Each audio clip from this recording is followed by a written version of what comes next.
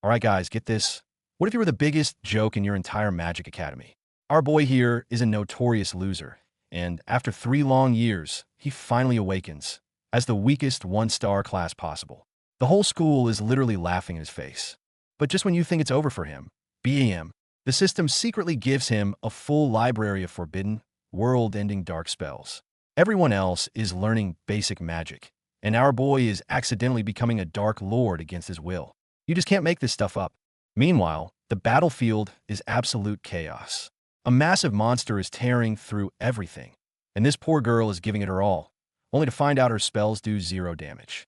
Talk about a bad day. Just as she's about to get vaporized, our boy is having an internal crisis. He's like, bro, I'm a one-star mage. Why are all my skills world-ending forbidden spells? I want to be a hero, not a dark lord. The struggle is real. But hey, even if he complains, he's not going to let her die. In the nick of time, a mysterious armored dude swoops in and blocks the fatal blow. Classic hero entrance, you gotta love it. But while that crisis is averted, the bigger picture is looking grim. The secret realm has started merging with reality, corrupting the land itself. This is a catastrophe on a whole new level. And the monsters crawling out of this place? They're way too much for any low-level adventurer. Sure enough, some random guy tries to play hero and immediately gets smacked down. Ouch. And then, a new challenger appears. This jacked-up, blue-aura dude rolls in, calling himself the Guardian of the Power of Darkness, and immediately throws down with our armored friend. The armored guy couldn't care less about his edgy title. He's like, Guardian of what now? And just goes straight for the attack. Actions speak louder than words, right? Unfortunately, he quickly realizes he's picked a fight way out of his league. This guy's at least a third transfer level. The power gap is insane. He's getting completely overwhelmed. The Guardian is basically on home turf in this corrupted land, drawing power directly from it. He grins, declaring, hee hee, this is MY territory. And what follows is a total beatdown. The Guardian goes into full berserker mode, absolutely demolishing the armored warrior. It's not even a fight at this point. A brutal hit, and blood goes flying. But let's be real, even though our boy complains about his dark powers, a part of him has to admit, forbidden spells are pretty cool. After absorbing all that dark energy from the battlefield, the Guardian gets a massive power-up. Look at him, he's totally drunk on power, laughing like a maniac. But just when you think he's the final boss, think again. A much more terrifying entity appears, revealing that the Guardian is just a pawn. Your power is granted by me, it says. Plot twist. As the dimension itself starts to crack, the true Dark Lord begins to manifest. The sheer pressure from its presence is suffocating. The Dark Lord issues its command. Use the people of the city as sacrifices for its dominion. And the so-called Guardian? He just kneels and obeys like a loyal dog. And where's our boy Nick during all this? Oh, just casually stepping out of the men's restroom. But look at those glowing purple eyes. He clearly just did something major in there. He walks out into a scene of utter carnage. Bodies everywhere, a monster feasting. And what does our boy say? I just came back to use the toilet, what's going on? The deadpan delivery is just perfect. As a monster lunges at him, Nick just smirks. Luckily, I spent a lot of money on this new weapon today. A purple tier skill that gets a bonus from his class. Talk about perfect timing.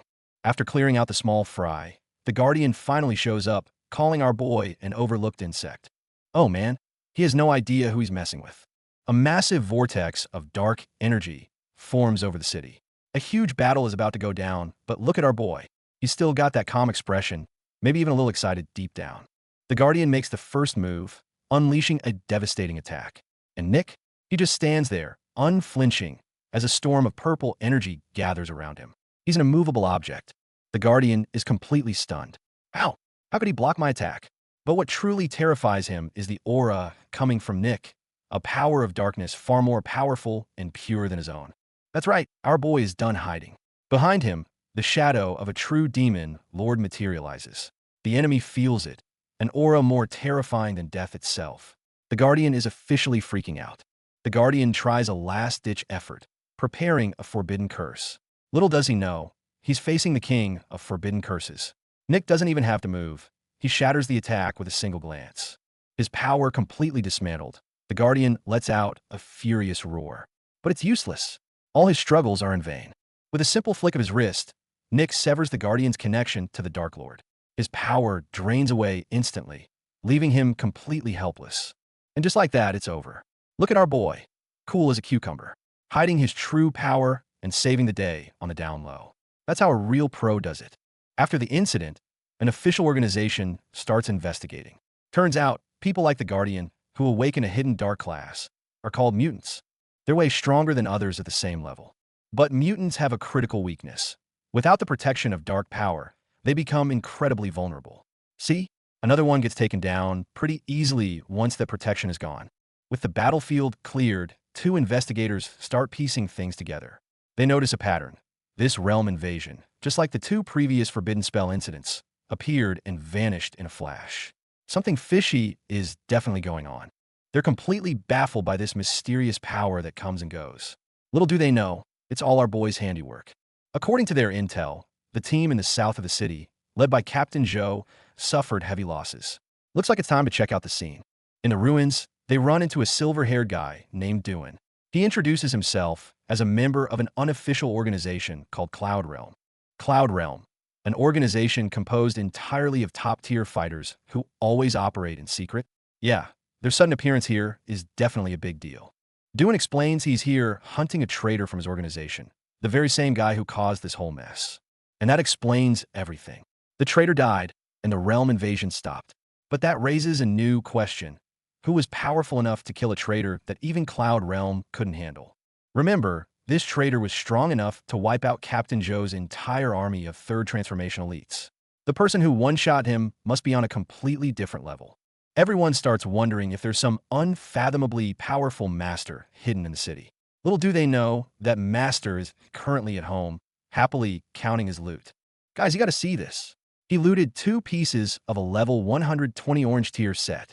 This is even better than beating the boss. Nick realizes the traitor wasn't even high enough level to wear his own gear. How embarrassing for him. Besides the armor set, there's also this mysterious pendant with unknown stats. Our boy starts to worry. I hope there's no ancient god hidden inside this thing. Oh, foreshadowing. Whatever. He's just glad he reacted quickly and closed the realm in time. Hopefully, I wasn't discovered, he thinks. Keeping a low profile is key. While he's worried about being exposed, Duin has infiltrated the Dark Force's secret base, and what he sees there scares the living daylights out of him. These monsters are gathering for something big, clearly plotting their next move. Duin recognizes one of their leaders and is so shocked he can't even speak. And cut. We're back with our boy, who's now honorably wounded and resting in a hospital bed. His cover story game is on point. The investigators show up to visit and discuss the case. They mention the powerful guy at the scene. Duin, acknowledging his strength, is no joke. Their theory is that a mysterious big shot took down the traitor, but they left no clues behind, just some faint traces of ordinary magic. Lying in his hospital bed, Nick overhears them and chimes in with perfect irony. It would be reassuring if that big shot lived here with us. I'd feel so safe. The acting skills on this guy are top tier. Suddenly, the male investigator throws out a wild theory. What if the mysterious big shot is also a mutant? It would explain how he could fight dark power with dark power. Hearing this, Nick almost bursts out laughing. But the investigator looks at him, a thoughtful expression on his face. He's getting suspicious. Is our boy's cover about to be blown? After getting discharged, Nick wastes no time heading to his next destination. It's time for the job change task. A whole new chapter of him being secretly overpowered is about to begin. A new arc begins.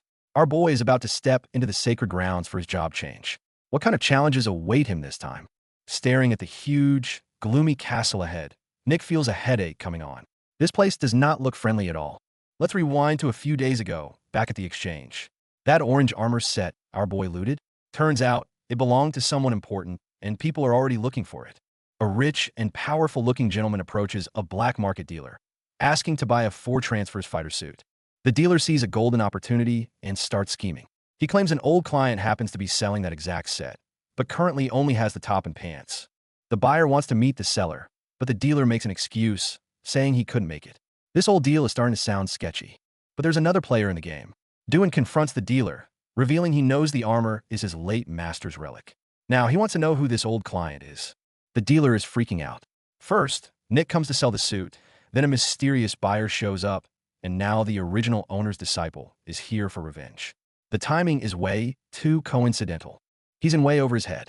The dealer can feel a massive headache coming on. He knows he's gotten himself into some serious trouble. They've done their homework on Nick. A notorious loser from the academy couldn't possibly get his hands on such godly equipment. Something doesn't add up. The dealer concludes that Nick must have gotten the suit through shady means. And this time, he's provoked someone he absolutely shouldn't have. His assistant is even fantasizing about watching Nick get beaten to a pulp by the four transfers expert. They're both expecting some good drama. Back in the present, Dune is secretly tailing Nick. He's full of suspicion. Is this kid the powerhouse who stopped the invasion, or just a decoy? He decides to be cautious. The first stage of the job change task: clear out the flame spirits guarding the entrance. Other adventurers are already in the thick of the fight. Dune watches from the shadows, thinking, all right, he's about to change into his combat gear. Let's see what he's really made of. But Nick just strolls right in wearing his normal student clothes. Dune is dumbfounded. He convinces himself it must be a clever disguise and, not wanting to lose his target, discreetly places a tracking marker on him. The marker is set. Dune thinks he's in control. What he doesn't know is that our boy has been aware of him this whole time. Once inside the dungeon, Dune is even more confused. The monsters in here are low level. What is a powerhouse like him doing here? While he's lost in thought, Nick is already preparing to cast a spell. The next second, Dune's jaw hits the floor. He watches in disbelief as all the monsters actively avoid Nick, as if he's surrounded by an absolute defense. Our boy just walks with his hand in his pockets, and any monster that gets close just shatters. Nick walks straight towards the final boss. Dune's mind is racing with questions. Is he going to fight the boss one-on-one? But why would a pro fight such a low-level boss? And then it gets even weirder. The boss, a giant stone statue, doesn't move a muscle. In fact, is it sweating? The boss is terrified of our boy. But Nick doesn't even spare a glance. He seems to be looking for something else. According to his mission guide, the real target should be right around here. He found it. At the end of the hall, a massive six-winged angel statue is floating silently. This is the true objective of his mission. As Nick approaches, the statue begins to awaken, its immense power pressing down on the entire room. Seeing this, the stone statue boss just straight up runs for it. Dune is completely baffled. It finally clicks. Could it be a rare hidden boss? How could he possibly know? That's right, this was Nick's plan all along. His job change mission is to defeat this hidden S-rank boss, the six-winged angel. Looking at his quest log, he gives a confident smirk. This boss, however, knows it's in deep trouble. It lets out a terrified scream. This is my own realm. Where else can I escape to? It knows it's doomed. Faced with the boss's desperate struggle, Nick just watches calmly. An S-rank mission might be a nightmare for others, but for him, it's just a warm-up. Time to end this. Our boy raises his hand and activates one of his forbidden skills, Thunderfall Descent. In an instant, the sky darkens as purple lightning tears through the clouds, forming a giant eye of destruction. The visuals on this spell are absolutely insane.